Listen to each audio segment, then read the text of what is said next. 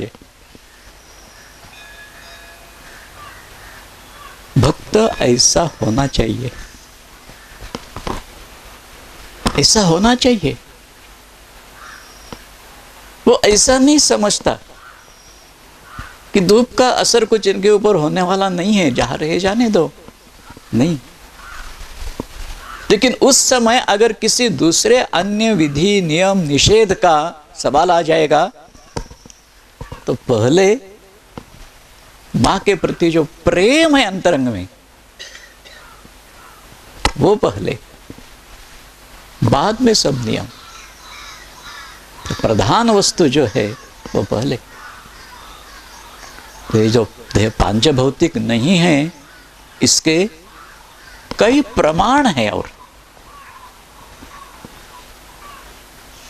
देखो,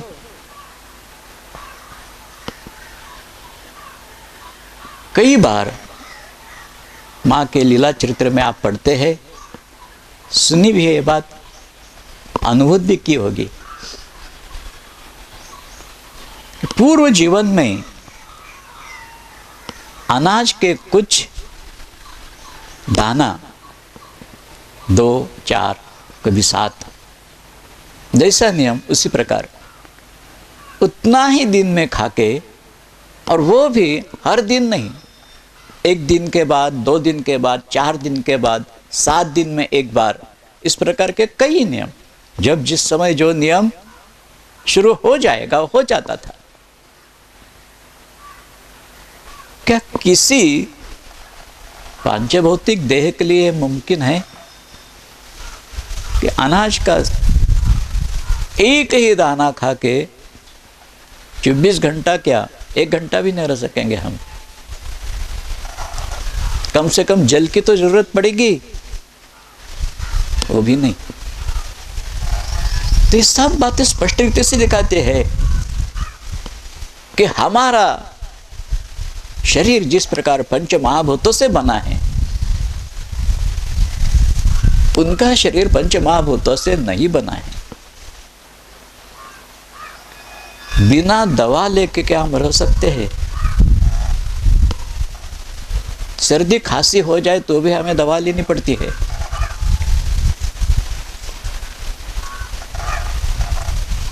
लेकिन मां का जीवन चरित्र ऐसा अद्भुत है, दवा ली ही नहीं। एक बात ध्यान में जरूर रखना, कोई भी निश्चित रूप से एक नियम ऐसा अगर बताने लगेंगे ना मां के संबंध में, तो कहीं ना कहीं अपवाद उसमें रहता है। जैसे ये कि दवा कभी भी ली नहीं, नहीं, एक कुछ ऐसे है कि जब दवा ली है, हाँ, उसका असर क्या होगा आदि सब बातें अलग, लेकिन ली है। लेकिन ज्यादा करके सामान्य तौर पर दवा लेती नहीं थी। तो पांचभौतिक शरीर अगर होता था तो दवा की सहायता जरूर लेनी पड़ती थी। देखो, कोई कोई हट से नहीं मैं दवा खाऊंगा ऐसा कहेगा भी, करेगा भी वैसा ही, लेकिन उसकी कीमत उसको चुकानी पड़ेगी। अगर दवा नहीं लेगा उसकी बीमारी बढ़ती ही जाएगी। मां के संबंध में हम ये देखते हैं कि बीमारी किस क्षण चली जाएगी पता नहीं लगता था। अभी ठीक है, अभी बीमार हो गई और आश्चर्य करते हैं कि कई क्षण में अच्छी भी हो गई। एक बार भीमपुरा आश्रम में मां अज्ञातवास में थी। अत्यंत विकल शरीर था मां का। भास्करानंद जी और निर्वाणानंद जी खास करके आए थे और इतना विकल शरीर था कि करवट तो इधर से उधर करना पड़ता था, हाथ भी ऐसा है तो ऐसा रखना है, तो उस प्रकार करना पड़ता था।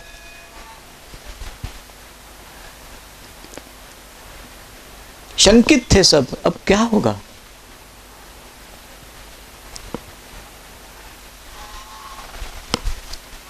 हमारे सौभाग्य से हम उस समय उपस्थित थे हमारे पत्नी के साथ, कुछ सेवा में लगे हुए रहे थे। देखा कि प्रभुदत्त ब्रह्मचारी जी आ रहे हैं। वो बड़ौदा में आए थे। वहां मालूम पड़ा कि माँ का स्वास्थ्य ठीक नहीं है, अत्यंत विकल हो गया है शरीर। तो उनसे रहा नहीं गया, वो दौड़ के आ गए, खबर भी नहीं दी। शायद जानते थे माँ अज्ञातवास में है, इसलिए किसी को अगर पूछने जाएंगे तो हमें परवानगी देगा नहीं, इसलिए बिना खबर देके ही वो बड़ौदा से भीमपुरा आ गए। उनकी कार आती दिखी हमने, और जल्दी से ऊपर जाके खबर कर दी। भास्करानंद जी भी वहाँ थे, उदास दीदी थी, और माँ इसी पलंग पर विकल अवस्था में लेटी है। हमने भास्करानंद जी से कहा कि स्वामी जी, प्रभुदत्त जी आ रहे हैं, देखो इतना ही महीने का प्रभुदत्त जी आ रहे हैं। एक एक क्षण में उठ के बैठ गई, जो इतनी विकल कि स्वयं हाथ भी हिला नहीं सकती है। क्या सोच सकते हैं हम ये? प्रभुदत्त जी आए हैं, उठ के बैठ गई। हमें कहा उनको ऊपर लाओ। फिर भास्करानंद जी भी आए, उनसे पूछ रहे हैं। अब उनकी व्यवस्था करनी है। भीमपुरा आश्रम में तो उस समय तो कुछ व्यवस्था थी नहीं, इधर उधर किधर ही जाने के लिए वो तैयार नहीं थे। वो बोले जैसे सुना मैं तुरंत आ गया हूं, स्नान पूजा सब बाकी है। माँ से खबर किया, माँ ने हमें कहा बाबा की पूजा के लिए फूल, बेलपत्ता, तुलसी पत्ता, दूब सब कुछ तैयार करो। कि आश्रम में उस समय कुछ था नहीं, इधर उधर भी फूल आदि कुछ उगते नहीं थे। सिर्फ गंगनाथ महादेव ऐसा स्थान था कि जहाँ वहाँ के महंत जी गणेशानंद नाम के थे, उन्होंने बगीचा बनवाया था। तो तुरंत उधर दौड़ के गए, एक टोकरी लेके बहुत से फूल आदि सब चयन करके, बेलपत्ता आदि, वो तो महादेव का स्थान से बेलपत्ता का, बेल का पेड़ है ही वहाँ, तो तुलसी पत्ता, बेलपत्ता सब कुछ इकट्ठा करके ले आए। ऊपर गए, माँ पूछती है पूजा की तैयारी हो गई? मैं बोले हाँ, दिखाओ। टोकरा लेके गए।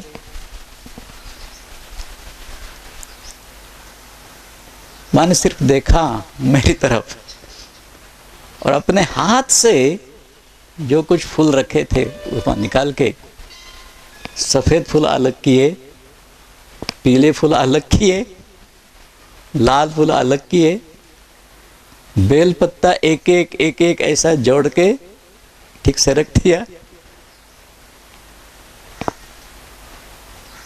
तो यही विशेषता रहती है। मुंह से कुछ बताया नहीं कि ऐसा क्या किया है, डांटा भी नहीं, लेकिन दिखा दिया। इसलिए बात ऐसी मन में बैठ गई है कि पूजा की तैयारी करना कैसे करना है। सब तैयार किया, फिर बाबा को देने के लिए कहा, उनको दे दिया। अब वो ऊपर आ गए, माँ के पास बैठे हैं, बड़े आनंद से माँ का वार्तालाप चल रहा है।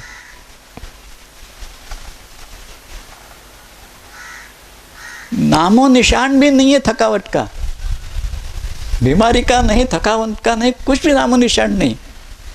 हंसते हंसते जोर जोर से बातें कर रही है। और प्रभुदत्त जी भी, उनका भी माँ के साथ जब तक वो रहते थे ना, एक बच्चे जैसा भाव रहता था, हंसी मजाक की बातें करते रहते। फिर उसके बाद उनको कहा कि बाबा यहाँ भिक्षा यहाँ होगी। नहीं, आज मेरा उपवास है। ऐसी बातें करते रहते थे। उस दिन उपवास का दिन नहीं था लेकिन संकोच किया होगा कि अज्ञातवास में माँ ये है, साथ में थोड़े ही लोग हैं, यहाँ कुछ होगा नहीं, मैं बिना बताए आया हूँ, इसलिए संकोचवश कहा कि नहीं नहीं आज उपवास है। माँ कहते ठीक है, फलाहारी बनेगा।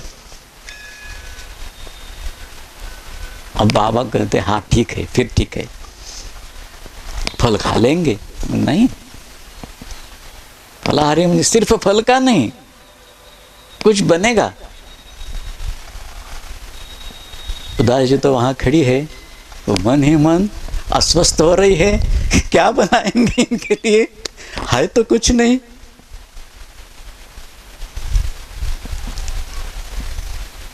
मेरी पत्नी को पूछा माने,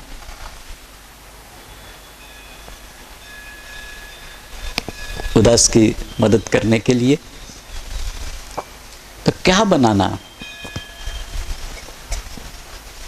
भास्करन जी से कहा कि उन्हें पूछ के आओ कि क्या बनाना है।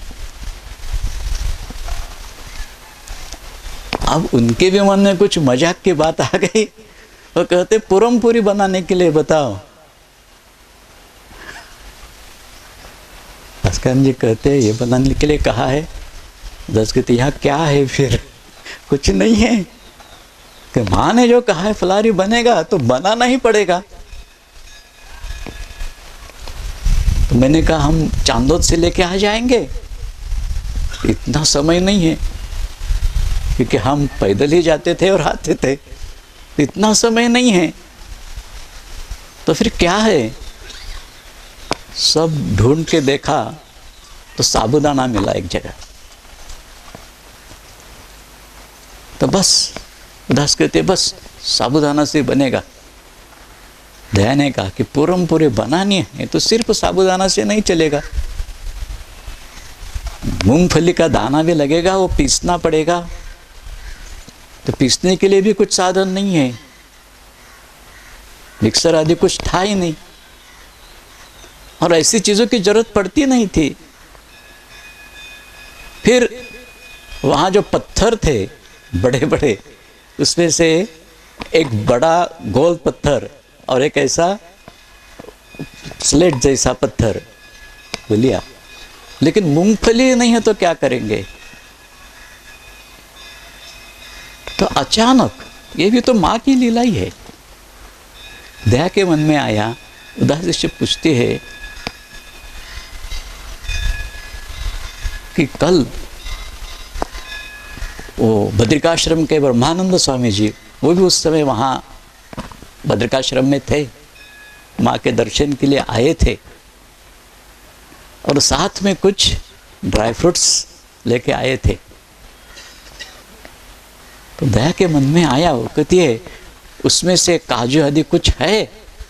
उदास बोले हाँ है। तो निकाला, तो काजू पीस दिए और उसी से पूरम पूरी बना दी।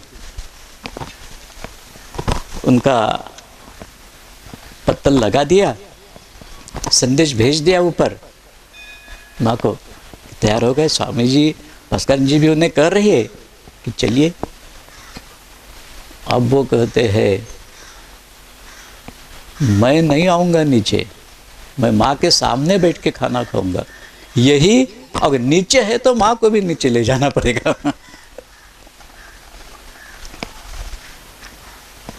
तो क्या करेंगे, सब ऊपर लेके आए। वहां जगह तो कितने छोटे आप जानते हैं, भीमपुरा आश्रम के ऊपर की जो माँ का कमरा है, कितनी छोटी जगह है, वही बैठे माँ के सामने। थोड़ा सा खाया, बहुत अच्छा हो गया कहा, और कहते बस अब चलेंगे, हम जल्दी जाना है। माँ कहती है पिताजी अच्छा नहीं हुआ, बहुत अच्छा हो गया। माँ कहते कुछ खाया तो नहीं, अच्छा इतनी ही बात। माँ के सामने फिर बैठ गए और दोनों हाथों से खाना प्रारंभ कर दिया। कितना अच्छा हुआ है, कितना अच्छा हुआ है, सब पूरा कर दिया। फिर जल्दी जाना था उनको वापस। फिर कमरे का जो दरवाजा है वहां तक माँ उदास का हाथ पकड़ के आगे उनको पहुंचाने के लिए देख रही है। उस समय उतना ही था, माँ का जो आगे का भी सब कुछ बना है वो कुछ नहीं था, इसलिए गेट तक वहां से भी पूरा दिख पड़ता था। माँ देख रही है और जैसे इनकी कार निकल गई गेट से, तुरंत आके लेट गई। फिर वही अवस्था, हाथ भी नहीं हिला सकते हैं। क्या पांचभौतिक शरीर में ये बात हो सकती है? मां की विशेषता यही है, शरीर पांचभौतिक था ही नहीं।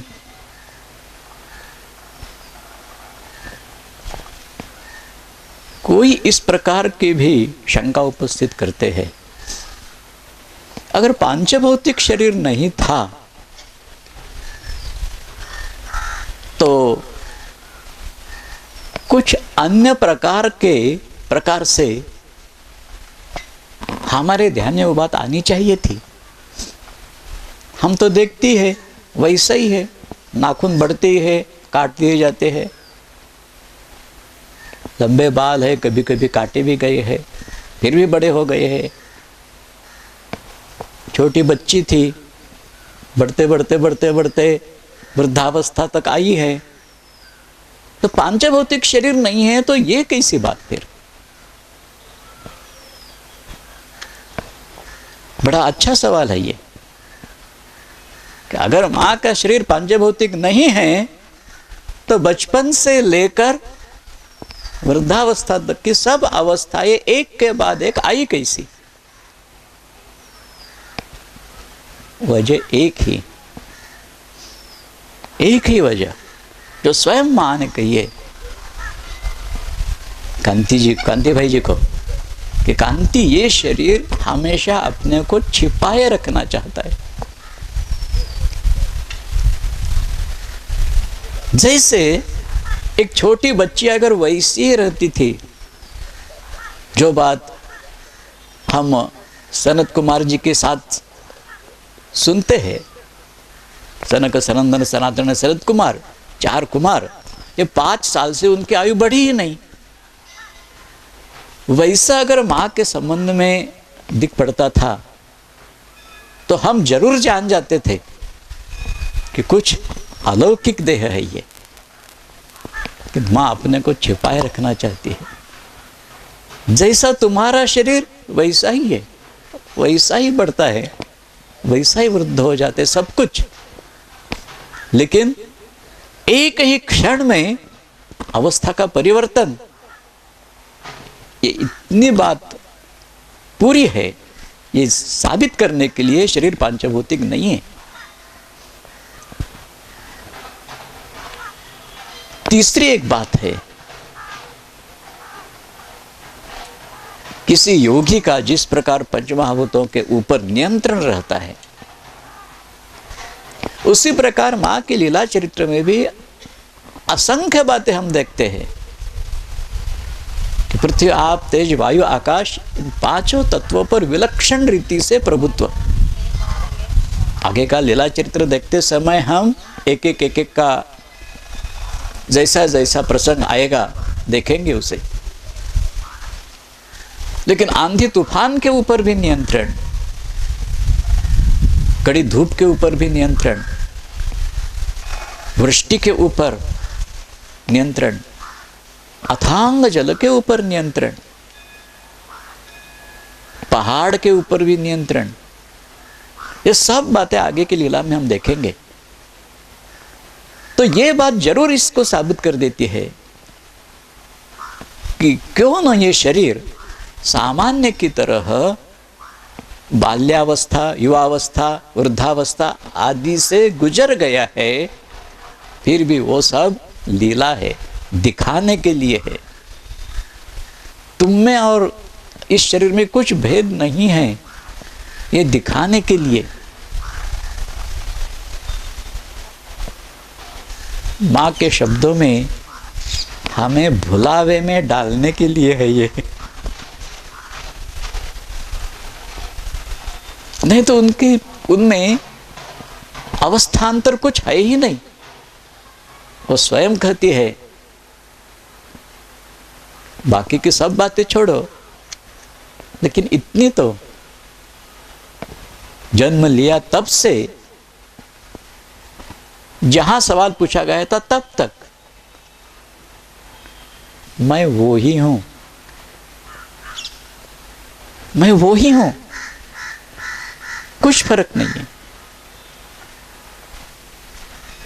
तो ये बात पूर्ण रीति से साबित करती है कि हमें भुलावे डालने के लिए अवस्थांतर दिखने में दृष्टिगोचर होते हैं, फिर भी अवस्थांतर है ही नहीं। हमारी दृष्टि सिर्फ स्थूल है ना, इसलिए स्थूलत्व ही हम देखते हैं, सूक्ष्मत्व देखने की हमें क्षमता है ही नहीं, इसलिए ये बात हमारे ध्यान में आती नहीं है। कभी कभी जैसे मैंने कहा ना, अचानक ये महत्ता प्रकट हो जाती है। हमारे आश्रम में एक उपेन्द्र महाराज नाम के थे, अत्यंत शांत स्वभाव के थे। कभी भी किसी को कुछ पूछेंगे नहीं, श्रवण करेंगे, पूजा पाठ में ठीक रहेगा। जो कुछ कार्य उनके ऊपर सौंपा रहता था, उसी को शांत स्वरूप से पूर्ण करेंगे, कुछ शिकायत नहीं, कुछ नहीं उसके बारे में। उस समय मां विंध्याचल आश्रम में थी, जबकि बात मैं कह रहा हूं। उपेन्द्र महाराज, उनके मन में अचानक सवाल पैदा हो गया। गीता जी में जो विश्वरूप दर्शन का प्रसंग है, उसी को लेकर मन में प्रसंग आया कि विश्वरूप होता कैसे है। भगवान तो श्री कृष्ण, फिर गीता जी में जो वर्णन है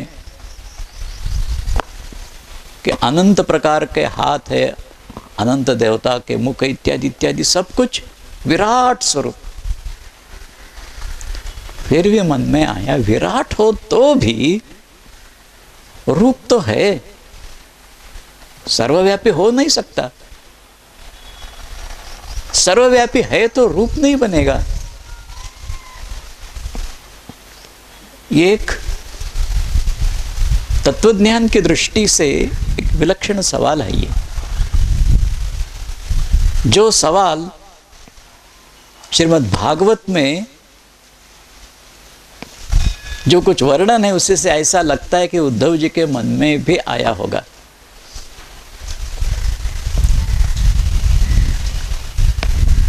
भगवान का निर्गुण निराकार स्वरूप, यही सत्य, उससे की अनुभूति शायद उद्धव कर चुके हैं। लेकिन गोपिका है तो सिर्फ भगवान का एक छोटा बच्चा, गाय के पीछे दौड़ने वाला, इन गोपियों के पीछे पीछे चलने वाला ये छोटा बच्चा, यही रूप इनके मन में है। भगवान का सर्वव्यापी स्वरूप तो इनके मन में नहीं है। तो ये जो सवाल उद्धव जी के मन में उत्पन्न था, शायद वो सवाल उपेंद्र महाराज जी के मन में आया होगा, ये कैसे फिर विराट स्वरूप है, क्या अवस्था है। रूप तो है, इसीलिए सर्वव्यापी नहीं हो सकता। फिर कई दिन कोशिश करके मन में आया, मां से पूछ लेंगे, बताने वाला कोई है नहीं। शायद उस समय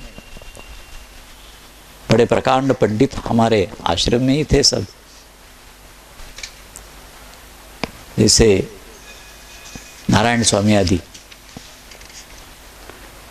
शायद उन्होंने उनका कुछ समाधान नहीं किया हो सकता है, मैं तो जानता नहीं उन्होंने पूछा था उनको क्या जवाब दिया, लेकिन इतना जरूर मन में आता है कि माँ को पूछने के पहले उन्होंने जरूर इन सब के साथ वार्तालाप किया होगा। स्वयं परमानंद स्वामी जी बड़े वेदांती थे, प्रकांड पंडित थे स्वयं, शायद उन्होंने भी कुछ समाधान नहीं किया होगा, इसलिए अब मां से पूछ रहे हैं। जब पूछा मां से कि मां विराट स्वरूप क्या होता है भगवान का, मां उनसे पूछते, बाबा आज तक कुछ सवाल नहीं पूछा, आज ये सवाल मन में क्यों? एकदम शर्मिंदा हो गए, मैंने पूछना नहीं चाहिए था, मां से पूछने की हमारी हिम्मत हुई कैसी? शर्मिंदा हो गए, नीचे मुंह करके वहां से चले गए।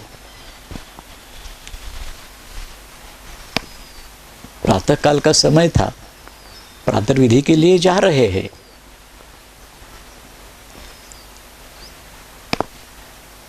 जब गए वहां तो सब खुला ही, बैठ गए प्रातः विधि के लिए। बैठे और सामने देखते मां है,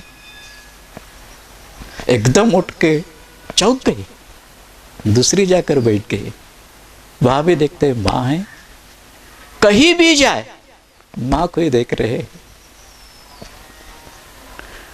फिर कूद कर दूसरी जगह जाना है, फिर भी देख रहे कहां कूदूं, मां है ही।